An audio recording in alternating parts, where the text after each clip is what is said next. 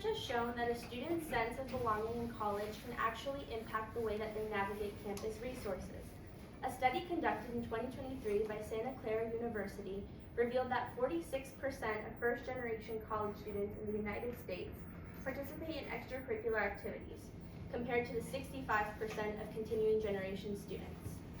The study also revealed that fewer first-generation college students hold leadership roles in extracurriculars, conduct research projects with faculty members, complete paid internships, and study abroad in comparison to continuing generation students. These effects have even followed students after graduation, as the study revealed that fewer first-generation college graduates use career planning services like career fairs and resume assistance. All of this to say that while the data helps us understand the uneven ways in which students experience and benefit from belonging, and helps us look at these patterns at a broad level, it also raises questions for me about how these factors come into play at Smith College. Over the course of the spring 2026 semester, I conducted research under the supervision of Jessica Bacall, Director of Reflective Practices, and Professor Shannon Audley from the Education Department. I did 12 interviews, both in person and on Zoom, as well as 2 focus groups with participants from a wide variety of backgrounds.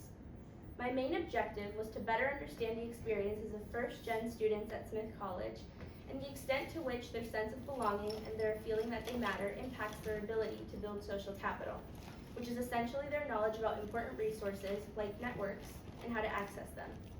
Through this research, I also hope to generate new ideas about ways to support both first generation and all students on campus. Findings. Throughout many of the interviews and focus groups with students, one theme kept reappearing, especially in conversations with first-generation, low-income, and international students.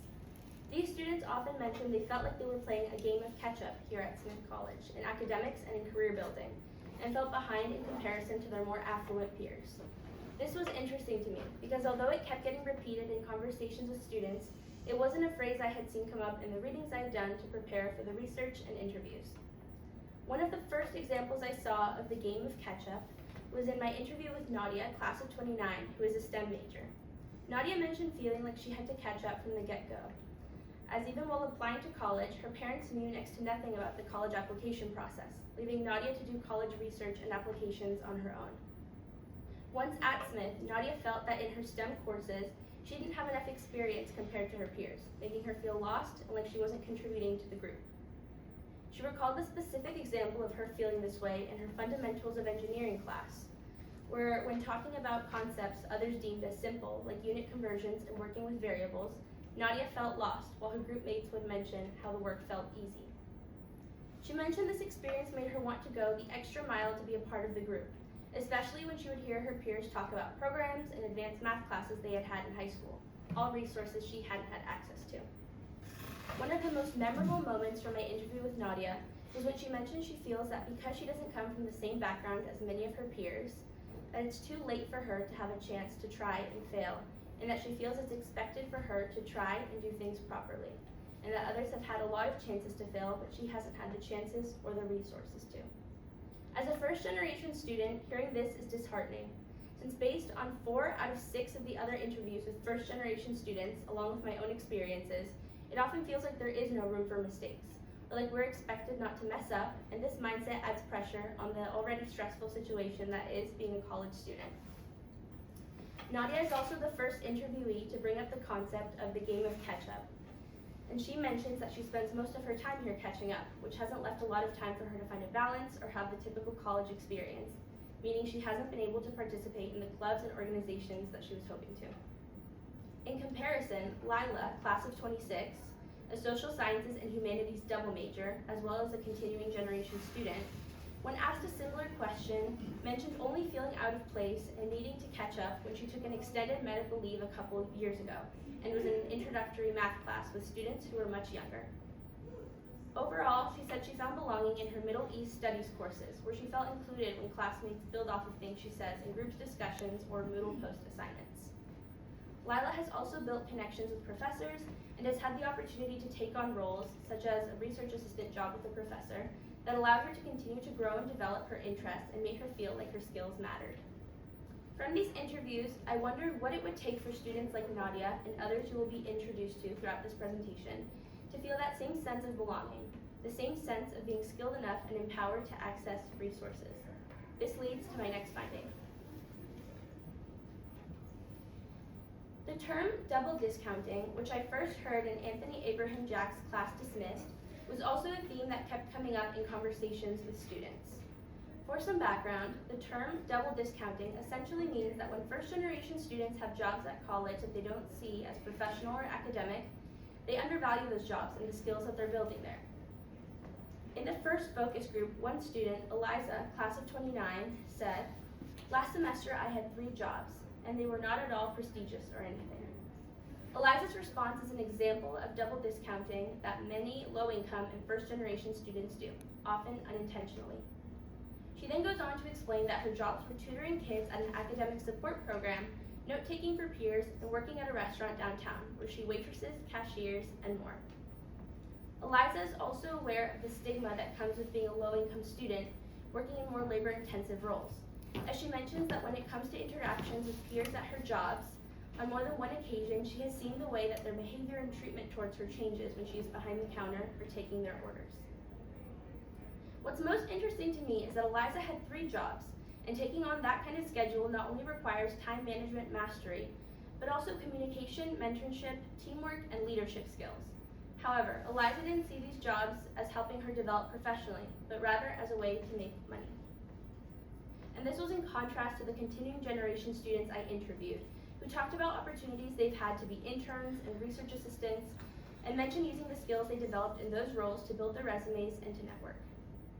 One example is Rhea, class of 26, a social sciences major and a continuing generation student, who mentioned viewing her internships as skill-building experiences that allowed her to pursue her passions while also giving her something to add to a resume. Both Rhea and Eliza's answers to the same exact question demonstrate just how much of a gap exists in what we view as prestigious and valuable work and what we view as easy or unimportant, when even in both roles, both students were able to develop transferable skills that they will be able to apply to future work experiences. And while it is easier said than done to change our mindset as first-generation students and begin giving ourselves credit for the work that often goes unnoticed or undervalued by peers or by expectations others may have for us, experiences of feeling like we can't access resources doesn't make it any easier. And this connects to my next key finding. Building social capital at Smith. What works and what can get in the way? For Kayla, class of 29, a humanities major and a first-generation student, one way she was able to build social capital was through the Lazarus Center, specifically staff members who she was able to meet at a Questbridge event at the beginning of the year. These staff members were able to connect Kayla to helpful resources. Other students, both first and continuing generation, have mentioned being able to find belonging, mattering, and opportunities to build social capital through Smith staff, including managers at on-campus jobs, administrators, advisors, and more. And despite her positive experience with accessing resources, Kayla also mentions her struggles with reaching out, as during the interview she mentioned her fear of asking questions, which she believes has impacted her ability to approach academic spaces and stems from feeling pressure as a low-income student. Kayla also acknowledged that her fear of asking for help inhibits her ability to create personal connections and even reinforces the lack of belonging she feels in her classes. Rhea viewed her experiences of building social capital differently. Rhea, having grown up in a university town with 2 college-educated parents, felt comfortable with networking and using her resources here at Smith. She also mentioned being able to have access to resources through her professors, friends, and sister. A specific example of her feeling comfortable with building social capital was when she first became interested in getting involved with immigration justice, and a friend was able to connect her to the Jandon Center, where Rhea was able to talk to the student liaison, who was then able to connect her to others. Rhea also mentioned having used Smith's Praxis funding twice, as she is doing a concentration, and mentioned that those internship experiences have helped her build practical skills and continue to develop her career aspirations. Overall, comparing both Rhea and Kayla's views on building social capital and some of the barriers they have faced, along with the experiences of other students who were interviewed, it is clear that first-generation students are more hesitant to reach out to resources and build social capital here at Smith. And lastly, resource finding, student struggles and recommendations. Kathleen, class of 26, a social sciences major and international student who is not first gen, mentioned one struggle for her was not feeling in the loop or feeling not very informed about important resources on campus. The majority of students interviewed said the same thing. One example of this is emergency funding. As Kathleen mentioned, she didn't know it was a resource available to her until her senior year of college. And although she has used Smith resources like the Smith eDigest and Career Center to find opportunities, she believes that one thing Smith could do to improve students not having access to resources is to have a dedicated physical space on campus where resources are always present. Another student, Ruby, class of 28, first generation and a social sciences major, agreed and believed that one way we could solve this is with HCAs having a bulletin board in every house for students to access. Some students also talked about the fact that so much information is offered at orientation, but students aren't able to absorb it. To combat this problem, Kathleen suggested a mid-semester check-in email for students. And based on my interviews, resources to include in that email would be specifically targeted information about funding for things like winter clothes, technology, and study abroad. Aside from the recommendations listed so far, both first and continuing generation students had even more suggestions, including increased publicity about academic and emergency funding, more transparency about research opportunities, increased and individualized guidance for accessing the alumni network, first generation peer mentors or someone to serve as a point person specifically for first generation students, individualized mentoring, and increased support in helping students, specifically first generation students, identify transferable skills and past work experiences. In closing, this research shows that access to social capital at Smith is not just about available resources, but about whether students feel that they belong, matter, and are empowered to use them. And by rethinking how we increase visibility of these resources and create more intentional support systems, we can begin to close these gaps in access and ensure that all students at Smith can fully thrive. Thank you.